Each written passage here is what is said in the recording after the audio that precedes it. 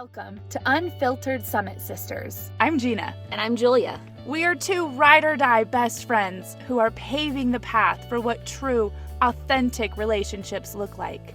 We're facing hardships head-on, having real, uncensored conversations, supporting each other's growth, and shining a light on true, raw healing. We are navigating the world the best we know how. Having a hell of a time doing it. Laughing every step of the way. Through the rain and sunshine. This is Canyon Culture. Hi, everybody. Welcome back to our podcast. I'm Gina. And I'm Julia. And today we have a real special episode, and we're going to hear about Julia's story and what her life has been like these last 35 years. I'm so sorry to bring that up again. It's okay, because I'm younger than you. My ancient self. But I love the idea of just having you guys get to know us on a personal basis as we grow this relationship. So having her just kind of share a little bit about her life and her experiences and what decisions she made and through her life that helped her form the woman that she is today. So let's hear your story. I'm so excited, but I'm nervous too. Why are you nervous? Because this is the first time that I'm really sharing my story. And so I'm excited. Yeah. It's time. I know It's time. I have no doubt. But there's still a little nervousness and there's vulnerability with it, right? Yeah. But I'm ready. Good. Perfect. Okay. So I have lived in Texas my whole life up until 6 months ago. Growing up, I was the oldest of 5 originally. You know that? And childhood was not easy for me. We didn't have a whole lot, and there was abuse in the home. My dad worked 2 to 3 jobs all the time just to be able to provide and put food on the table for us. And I'm so thankful for him. And I think that's an important part of my story, that's where I wanted to start, because my definition of love was very skewed from the beginning. Because I grew up with abuse. Love and abuse were the same thing to me. Yeah.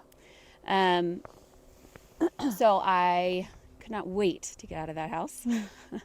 Weird. I turned 18, like every 18-year-old, right? So I turned 18 and I am this newfound freedom. I'm going to go do whatever I want. Yeah. And this boy came into my life. They always do. He came into my life and he bombed the crap out of me. Which I bet felt good. It did. After not feeling a whole lot of love in childhood, Yeah.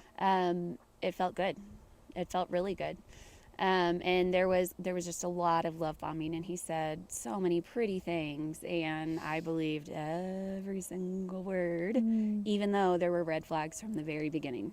How much did you know they were red flags? I mean, is that education of red flags something that you've learned now, or was it something that you look back and you're like, yeah, I knew there were red flags, but I ignored it because it felt good? I think a little of both. Yeah. Ignored it because it felt good, yes, but also we did address some things. Oh. So I got pregnant with our first before we were married. Okay.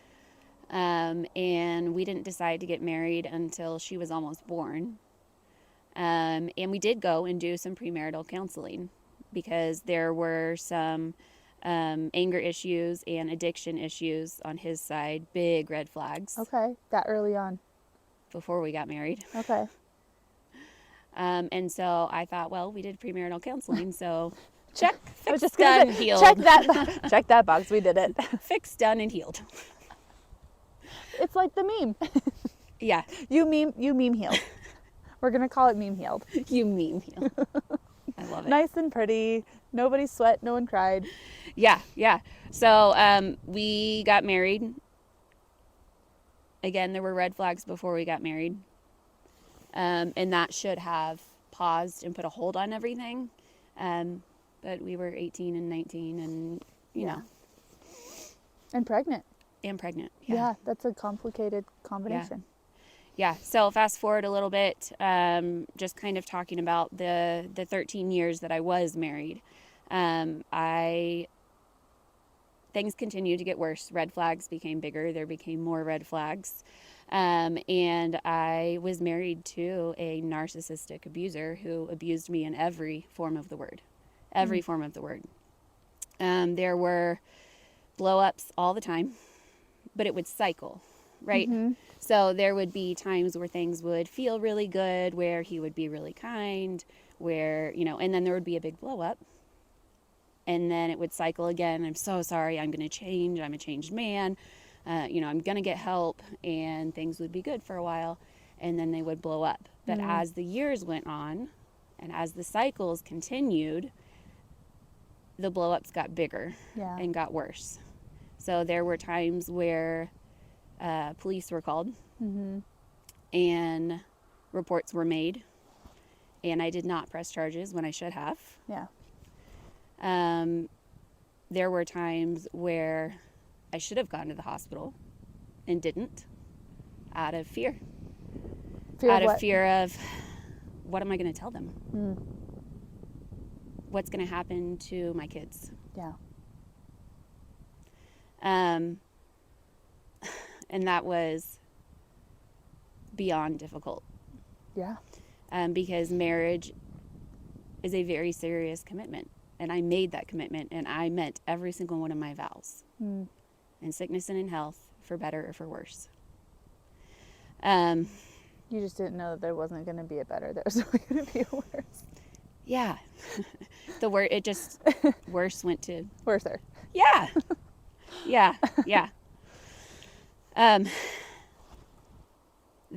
So for a long time, I did not tell anyone what was going on in my marriage.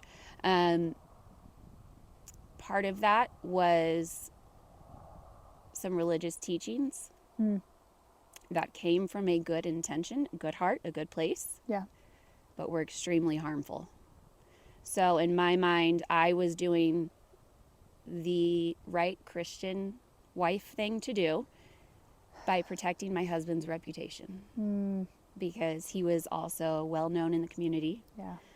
His business was booming.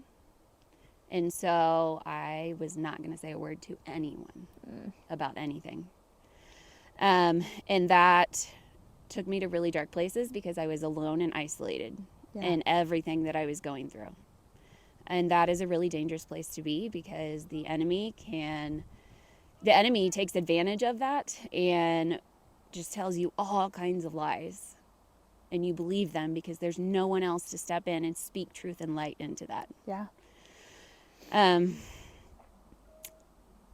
It finally got to a point where I knew that I could not do this any longer. And so I did open up to some people that I trusted to tell them a little bit about what was going on. I sure as heck was not going to tell them the full truth of what was going on. Yeah. And I was told that until I had a biblical reason to leave. Which means what? To them, being unfaithful. That's it? Yeah, so abuse didn't count. Right. Until I had a biblical reason to leave, divorce was not an option. So even though I was being abused in every form of the word, I was told that God didn't want me to leave my marriage. What did that do for your self-esteem? I just tainted, completely tainted, right? Yeah. And I just want to take a serious moment right here. Jesus has not called any one of us to be in an abusive situation. And if you are in an abusive situation, you need to get to a safe place.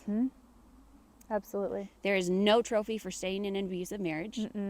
There's no trophy for, getting to heaven and going, I was abused, but I stayed married for 25 years. There's no award. Where's my trophy? There is no award. No, that was something I needed to learn, that when we get married, we make covenants with each other. And the first time that he broke those covenants, I didn't have any obligation to stay with him. And I wish somebody would have said that earlier. Yeah. Because I stayed for a lot of the same reasons. But that idea of not thinking that God, that this was just what I picked. Yeah. I think is really hard for young wives as they're trying to figure out what marriage is supposed to look like. And there's a lot of narcissistic men out there, Right. and especially in Christian, but more particularly in my Mormon religion, we are getting married real young. Mm-hmm. And that makes it really hard for these girls to understand that as soon as he's abusive, he has broken those covenants and you have zero obligation to stay. Yeah. Because, yeah, God does not want any of his children to be in an abusive relationship. Yeah. And Yeah. that's hard. It's so hard. And then even when the unfaithfulness did come out, I was still told to stay. It wasn't good enough. I was still told to stay. And I also want to take a moment and just say that if you have been in that position at all, I just want to say I'm sorry. Yeah. Like, I am sorry that religion has hurt you. That is not God. That is not Jesus. That is not his heart. I have a real relationship with him every single day. I talk with him every single day. I sit with him every single day. Yeah. That's not from him. He's so proud of you for leaving. Yeah, that's And from that's religion. And I'm sorry that hurt you. And that's real and that's valid. But that's not God. No, it's not. I'm glad that you got out. Yeah. That you were able to heal that relationship, because I do feel like there's a potential opportunity to have a damaged relationship with God if you feel like if he does feel that way. Right. And you're like, well, I stayed and I'm abused. Right. And not feeling that love from him and that support, that's really damaging. But there's so much darkness with all of that. There is. And so I wanted to leave for years. For years. And I stayed because of guilt, because of fear, because of lies. I mean, so many nights where I was just sobbing, just a huge mess on my bathroom floor, just tears and snot and just, right, like the worst of the worst nights. Yeah. So many of those, praying and begging for a miracle for my marriage. And that is still heartbreaking. Yeah. Because I wanted it so bad and I was willing to do anything. But at the end of the day, we have free will. Yeah, he had a choice. He had a part in that too. And he wasn't willing to do his part. Yeah, and his decision was made. Yeah. So things over the years continued to get worse. And I remember the exact day that I was done. I remember going to the gym that morning, and this incredible sense of peace came over me, which I thought was odd. Yeah. I thought it was an odd emotion, but an incredible sense of peace. And I called my parents on the way home from the gym, and we had a hard conversation. How much had they known at that point? They knew things were not good. Okay. They knew that there was abuse. They did not know the extent of it. I'm sure they were reading between lines a lot. And I think that it's important for you to know that this is your dad and your stepmom. Who have both been in abusive marriages and relationships. Yeah. So I'm sure they were reading between the lines, and even though not everything was said to them, I'm sure they knew. Yeah. Right? And so we had this really hard conversation and we made plans, and that started the next 6 months of preparation. In my mind, I think I thought, oh, if I ever decide to leave, I'm just going to get up and walk out one day. We'll just stroll on out the front door. Just walk out the front door. I'm going for a walk. I'm going to go get milk. Right. And then never come back. Like, it'll be easy. Was not. No. Was not. So the next 6 months was pure preparation, knowing that I was going to divorce him, him not knowing. And so things like getting us financially prepared as much as possible. Yeah. So a little backstory on that. I never saw our finances. I did not know how much money he made. I did not have logins to anything. And I know I've learned a lot of valuable lessons, okay? I get it. Doing it different next time. I get it. Doing it much different next time. So I had to get really smart with how I was preparing. For example, we had a budget. I had a budget for grocery shopping, and so I needed to stay within that budget. So I started planning like cheaper food and cheaper meals, and then buying extra things that I could store in the attic that he wouldn't find out about. Anything that wouldn't go bad. So like toilet paper and paper towels and feminine products and trash I just had a bags. weird image though of him going in the attic and he's like, Julia, why are there 18 packs of Costco toilet paper in the attic? Right? But You're like, listen, what if there's a flood? We're good. What if COVID hits? yeah. And we need toilet paper? I got you. You were just seeing the future. But I literally, everything that I would buy, I would put in giant black trash bags. Okay. So he would, even if he went up there, he wouldn't have It'd seen be it. dark. And then I put it all the way in the back of the attic. Yeah. I would buy a $20 gift card every time I went grocery shopping, because if you pull cash out, it would show on the bank statement. Right. So just little things like that. And that was 6 months of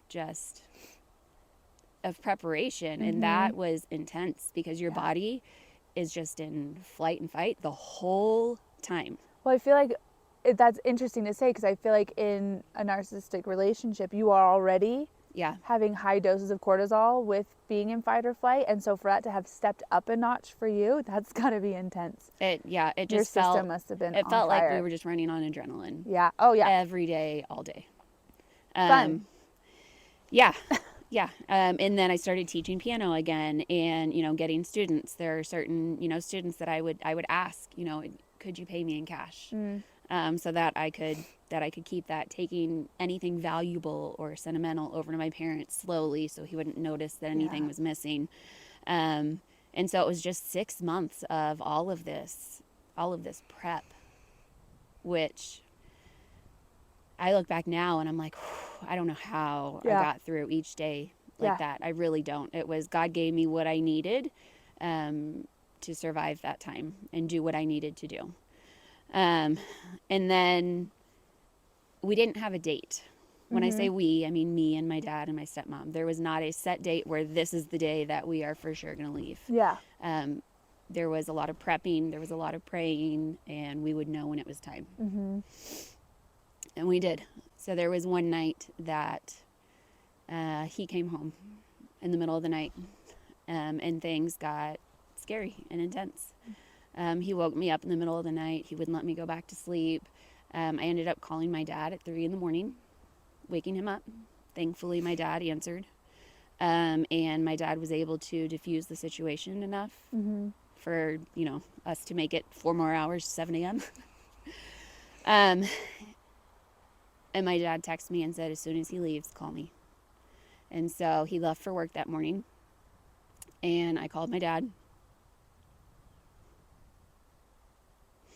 And he said, it's time. And I said, I know. I know. And so that immediate just adrenaline and rushing, and exactly what did I need to do. And so, we live in Texas. We own guns.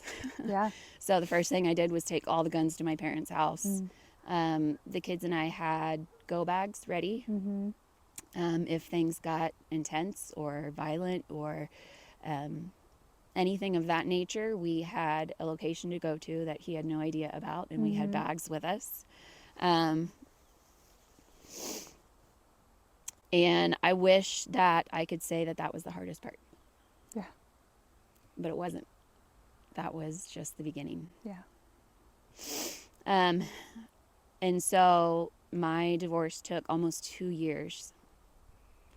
Almost 2 years, because he was determined to drag it out as long as possible. And COVID was happening at the same time. So the courts had all shut down, right? Remember that? Yeah. During those 2 years, he drained every single penny from every account that we had. He stopped paying all of the bills. The house was in foreclosure. The car was going to be repossessed. And I was literally weeks away from being homeless with 6 kids, all because I got brave enough to leave my abuser. Yeah. I actually qualified to have a free attorney from a group that deals with domestic violence. And I was turned down. They did not take my case for the sole reason that it was COVID. They had a record high number of cases, and I was not living with my abuser. That is the only reason they turned me down. Yikes. Yeah. That's hard. I was not okay. I was not okay. It is God's grace and mercy that got me through all of that. I was not okay. The kids were not okay. We were literally walking through hell. I'm thankful for the friends that I had around me. Mm-hmm. But I could also look in their eyes and see that I was living their worst nightmare. Mm-hmm. It sounds like you're living yours too. Let's be honest. Yeah, this is true. And the only reason that I was still on this earth was because my kids needed me. Yeah. Because I did not think I was going to survive this at all. Yeah. At all. But God. But God. I love that statement, just in general, but God. Through my family and our community, we raised money to make payments on the house, to make payments on the car, to make utility payments. People brought meals and groceries and paid light bills and water bills and Christmas. People provided Christmas for my kids, and just miracle after miracle. I cannot show you on paper how we survived that, because there are no numbers that make sense. Yeah. It was miracles. I remember friends showing up to my house to clean my house and send me away to breathe. And I remember being just so broken and so vulnerable. And the house was horrible because I could barely function. Yeah. And they showed up with dinner for the kids and said, go. I think my coach my weight training coach at that time, she showed up. She gave me the key to her apartment because I was like, where I can't go I can't go be in public. Public is not it. Yeah. She gave me the key to her apartment, and she and a bunch of friends cleaned the house and fed the kids and put them to bed. And I went to her apartment and I showered and laid on her couch and just tried to breathe. After almost 2 years, I was finally granted a divorce. And that is a huge deal. I call that my freedom day. So good. Such a good day. I call that my freedom day, and it's a huge deal. My friends threw me the biggest, best divorce party ever. So good. It was bomb. I mean, we had all my favorite things. So we had tacos and queso. I know you Utah people don't know what that is. We are going to find you queso. Calm down. Calm down. We will find queso. We had chips and margaritas. We had a piñata that said "Beat the Jackass." Perfect. We had karaoke. We had a hot tub. Oh, the cookies. Oh, the cookies. You sent me pictures of the cookies and I died laughing. We should post a picture of those cookies. They were hilarious. One of them said, freshly signed divorce papers. Another cookie said, my vagina deserves better. They're so good. They're all like sugar cookies, beautiful, with just the most outrageous things about being single again. Oh man, it was the best. Yeah. And so fast forward a little bit to now. Another 2 years. Right. So we're 4 years. Yeah. 4 years out of that now. I'm single parenting 24/7, 365 days a year, 100% on my own. He owes 6 digits and child support is nowhere to be found, and I'm freaking doing it. Yeah, you are. I am freaking doing it. More and than that, doing a damn good job. Successfully doing it. Yeah, doing a damn good job with it. God has been so good and so faithful. We have more than we need. Everything is provided for. My business is flourishing and growing. My kids are the happiest they've ever been and the most at peace that they have ever been. We are surrounded by so much love and support and community. I mean, it literally takes a text message or walking next door, and immediately we have support and love. It was a long 4 years. Yeah. It was a long 4 years, and we walked through a whole lot of hell. But God is good, and He is faithful, and I can look back and I can see that He was with us every single step of the way. And when I could not anymore, and I did not think that I would be on this earth any longer, He picked me up and He carried me, and we made it through. and we made it through. And life now is full of so much peace and joy. So much peace and joy. I love I would that. walk through every single step again for my kids if I had to. And that's why you're such a good mom. This was something, so we have pancakes every Saturday morning. And it is growing, which Yeah. I didn't think I was going to love as much as I love, for my tiny little house to house 20 people for pancakes. But my dad unexpectedly showed up today. And he pulled me aside to just tell me some stuff that's going on with family things. And to be honest, to ask about you. Aww. Wanted to make sure you're okay. But my little brother's going through some dark things, and he got real emotional about it. And then he was like, it was so nice to just walk into this space with happiness. And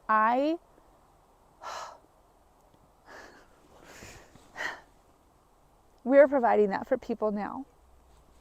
Like, I don't know if you realize how amazing that is, that you and I are now that for other people. Yeah. What? And I am saying that now because we haven't talked about this yet.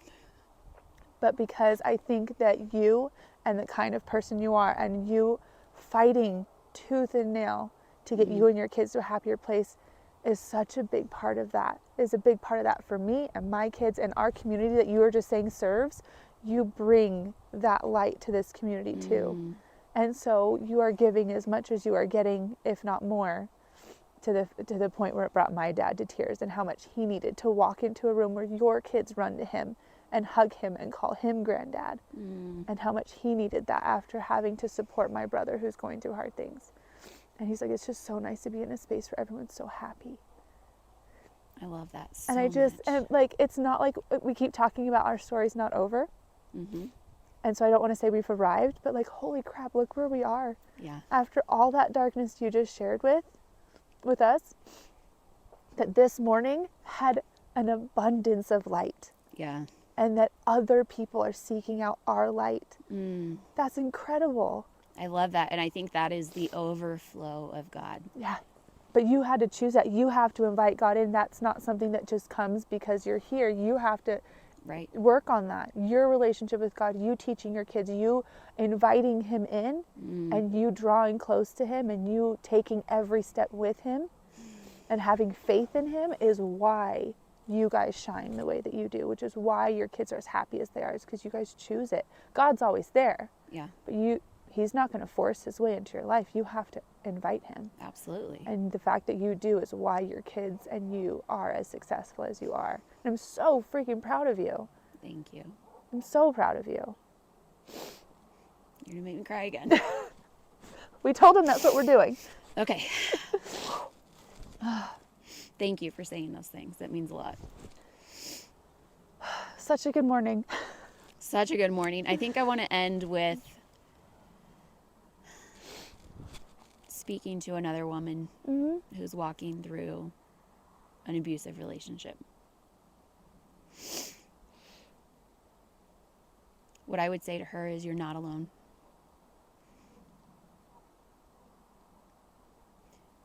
You absolutely can do it. You have the power inside you, even if you don't see it or you don't feel like it. You have that power inside you.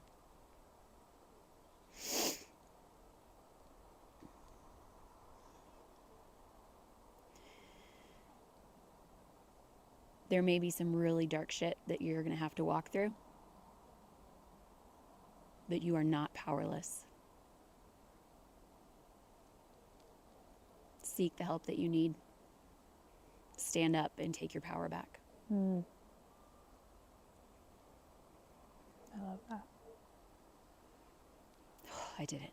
It wasn't too many tears. How do you feel? I feel good. Sharing that much. I feel good. It's time. Yeah. Absolutely. Are you okay if we still do gratitude? Yeah, absolutely. I'd love to. I am grateful for your example and for you choosing to do life with me. Why am I crying so much today?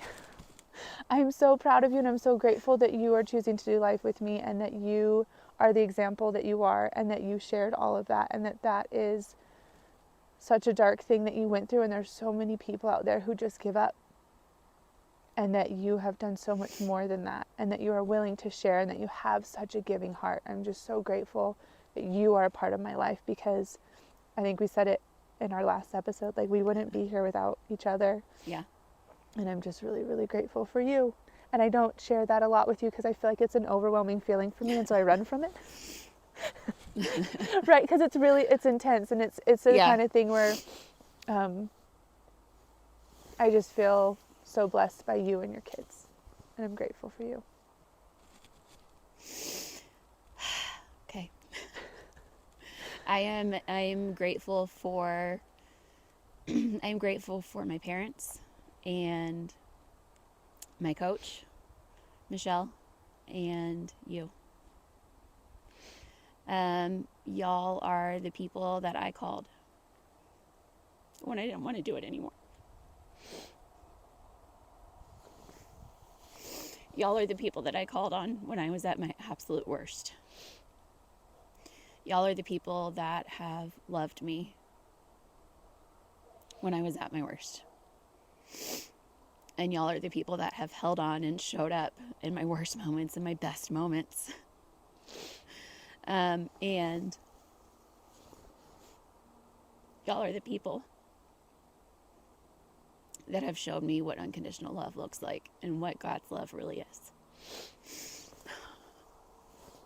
Okay, thank you so much for sharing and being vulnerable. You're incredible. Thank you.